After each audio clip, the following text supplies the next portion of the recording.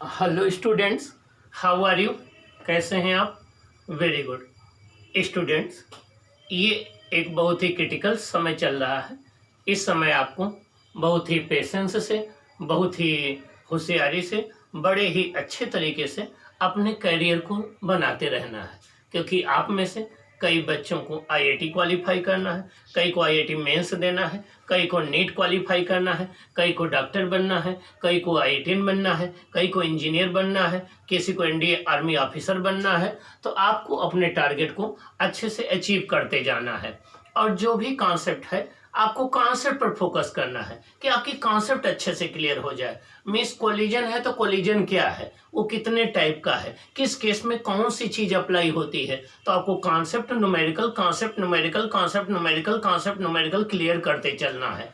Okay, अभी previous class में हमने कुछ न्यूमेरिकल से डिस्कस किए थे, उसी के आगे हम कंटिन्यू कर रहे हैं, जिससे आपकी और भी जो कॉन्सेप्ट हम लोगों ने डिस्कस की है वो इसी समय क्लियर हो जाए। आइए अब हम क्वेश्चन नंबर 4 का डिस्कशन करते हैं। क्वेश्चन नंबर 4 है, two ball bearings of the mass m, दोनों बॉल बियरिंग के मास सेम है। Two ball bearing of the mass m, दोनों के मास सेम है। Each moving in opposite direction, दोनों एक दूसरे के अपोजिट डायरेक्शन में मूव कर रही हैं विद इक्वल स्पीड, दोनों की स्पीड क्या है, इक्वल है। Collide head on with each other, एक दूसरे से हेड ऑन कोलिजन करती हैं। Predict the outcome of the collision, collision का रिजल्ट क्या होगा। आउटकम मीन्स होता है नतीजा या result. Assuming it to be a perfectly elastic collision, अगर हम इसे एक परफेक्टली इलास्टिक कोलिजन मान लें तो इसका रिजल्ट क्या होगा। आइए देखते हैं, हम डिस्कस करते हैं। m1 इक्वल टू m हो गया, m2 इक्वल टू m हो गया, दोनों के मास सेम है, लेकिन दोनों सेम वेलोसिटी से अपोजिट डायरेक्शन में जा रही हैं। तो अगर एक की वेलोसिटी को हम पॉजिटिव लेंगे तो एक को हम नेगेटिव लेंगे। हमने u1 को v ले लिया, u2 को -v ले लिया। हमने ये मान लिया कि जो पहली वाली बॉल बियरिंग है वो v वेलोसिटी से चल रही है, तो दूसरी वाली -v से चलेगी, क्योंकि एक दूसरे के अपोजिट में आ रही हैं। v1 question mark, v2 question mark. Collision is head on, collision head on है, तो हम हेड ऑन इलास्टिक कोलिजन का रिजल्ट अप्लाई कर सकते हैं। तो v1 हो जाएगा m1 minus m2 upon m1 plus m2 into u1 plus 2m2 upon m1 plus m2 into u2 हो जाएगा। m1 है m minus m upon m plus n into u1 कितना है v, u2 कितना है -v, m2 कितना है m upon m plus m, ये आ जाएगा v1 इक्वल टू -v। इसका मतलब हो गया कि कोलिजन के बाद फर्स्ट बॉडी की वेलोसिटी जो v थी वो -v हो जाएगी। क्या थी, जो v थी वो -v हो जाएगी। मीन्स जिस डायरेक्शन में जा रही थी उसके अपोजिट लौट जाएगी। देखिए ये कोलिजन के पहले ये v वेलोसिटी राइट साइड में जा रही थी, कोलिजन के बाद -v वेलोसिटी से लेफ्ट में लौट गई। v2 equal to m2 minus m1 upon m1 plus m2 into u2 plus 2m1 upon m1 plus m2 into u1, तो ये हो जाएगा v2 equal to m minus m upon m plus n into -v plus 2m upon 2m into v, तो v2 equal to v हो जाएगा। अब v2 देखिए ये -v से जा रही थी, ये -v से जा रही थी, अब ये +b से जाने लगेगी।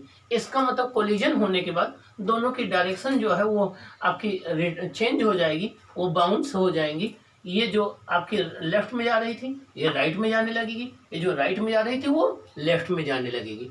ओके ओके, दस the two balls bounces back after collision, collision के बाद दोनों बॉल बाउंसेज बैक हो जाएंगी, अर्थात एक दूसरे के अपोजिट डायरेक्शन में जाने लगेंगे।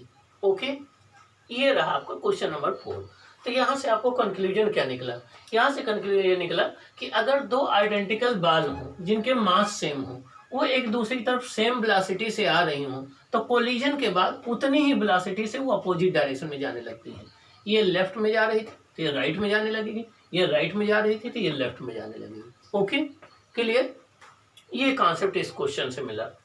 आइए अब नेक्स्ट क्वेश्चन इंपॉर्टेंट है, अच्छा क्वेश्चन है, इस पर हम फोकस करते हैं। What percentage of kinetic energy of a moving particle is transferred to a stationary particle when moving particle strikes with stationary particle of mass number A 9 times in mass, equal in mass, 1/19 of its mass. जब एक moving particle एक stationery particle से जाके collide करेगा तो strike करने के बाद अपनी कितनी काइनेटिक एनर्जी उसको ट्रांसफर कर देगा।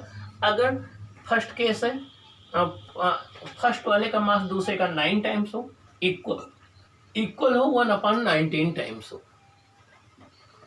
अब इस क्वेश्चन से कॉन्सेप्ट क्या आपको मिलेगी?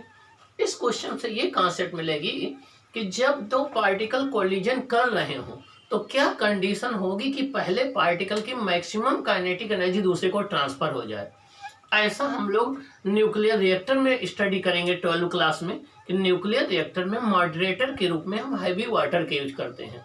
हैवी वाटर ड्यूटेरियम ऑक्साइड होता है और ड्यूटेरियम ऑक्साइड में जो ड्यूटेरियम का मास होता है वो न्यूट्रॉन के मास के इक्वल होता है। तो जब न्यूट्रॉन ड्यूटेरियम के न्यूक्लियस से या ड्यूटेरियम एटम से टकराता है तो उसकी मैक्सिमम एनर्जी ड्यूटेरियम को ट्रांसफर हो जाती है और वो फास्ट न्यूट्रॉन स्लो न्यूट्रॉन में कन्वर्ट हो जाता है। वहाँ इसी कॉन्सेप्ट का यूज करते हैं।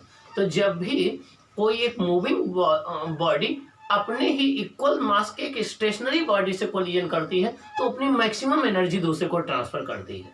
आइए देखते हैं कैसे इसको सॉल्व करेंगे। सॉल्यूशन गिवन, हमने मान लिया m1 इक्वल टू m है। पहले वाले पार्टिकल का मास हमने क्या मान लिया? m1 इक्वल टू क्या है? m है, ठीक ना।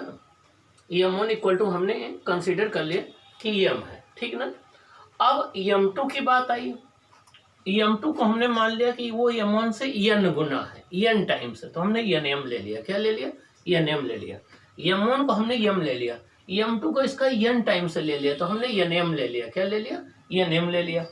u1 की वेलोसिटी u ले लिया और दूसरा रेस्ट में है तो u2 जीरो हो गया। m1 के मास को हमने m ले लिया, m2 को हमने nm ले लिया, ये पहले वाले के मास को हमने m ले लिया, m2 को nm ले लिया और u1 को u ले लिया। u2 स्टेशनरी है तो उसकी इनिशियल वेलोसिटी जीरो ले ली। आइए अब हम देखते हैं कि कोलिजन के बाद वेलोसिटी क्या होगी जो स्टेशनरी पार्टिकल है उसकी। तो v2 क्वेश्चन मार्क, v2 क्या? Question mark. हमें पता है कि कोलिजन इलास्टिक है तो v2 हो जाएगा m2 माइनस m1 अपान m2 plus m1 into u2 plus 2m1 अपान m1 plus m2 into u1 हो जाएगा। m2 जो है nm1 है माइनस m1 अपान nm1 plus m1 into 0। u2 कितना है? 0 क्योंकि वो रेस्ट में है। u2 कितना है? 0 क्योंकि वो रेस्ट में है। प्लस 2m1 अपान m1, m2 है nm1 इंटू u1 u है तो आपका ये हो जाएगा 0 प्लस 2m1 अपान m, यहाँ m1 कॉमन ले लेंगे 1 प्लस n इंटू u, तो ये आ जाएगा 2u अपान 1 प्लस n। तो v2 आ जाएगा 2u अपान 1 प्लस n। ये आ जाएगी स्टेशनरी जो पार्टिकल था उसकी वेलोसिटी कोलिजन के बाद। Kinetic energy of the moving particle before collision. अब काइनेटिक एनर्जी जो पार्टिकल कोलाइड कर रहा है उसकी कितनी होगी? हाफ m1 u1 स्क्वायर, तो half m1 u square. Kinetic energy of stationary particle after collision, जो रेस्ट में था उसकी काइनेटिक एनर्जी कितनी होगी कोलिजन के बाद?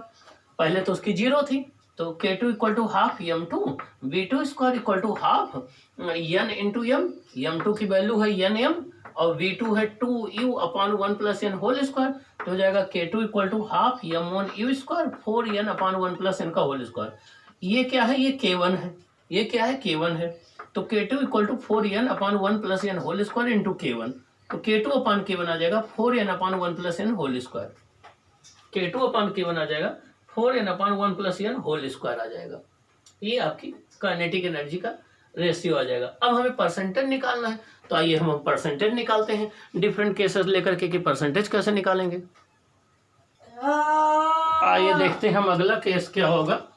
यहाँ पर अब हमारा जो काइनेटिक एनर्जी आया ये आया k2 upon k1 equal to 4n upon 1 plus n का होल स्क्वायर, लेकिन हमें परसेंटेज निकालना है। तो देखिए परसेंटेज काइनेटिक एनर्जी ट्रांसफर निकालने के लिए क्या करेंगे? k2 अपान k1 इंटू 100 कर देंगे तो 4n अपान 1 प्लस n का होल स्क्वायर इंटू 100 कर देंगे। अब यहाँ n की वैल्यू हम पुट करते चले जाएंगे।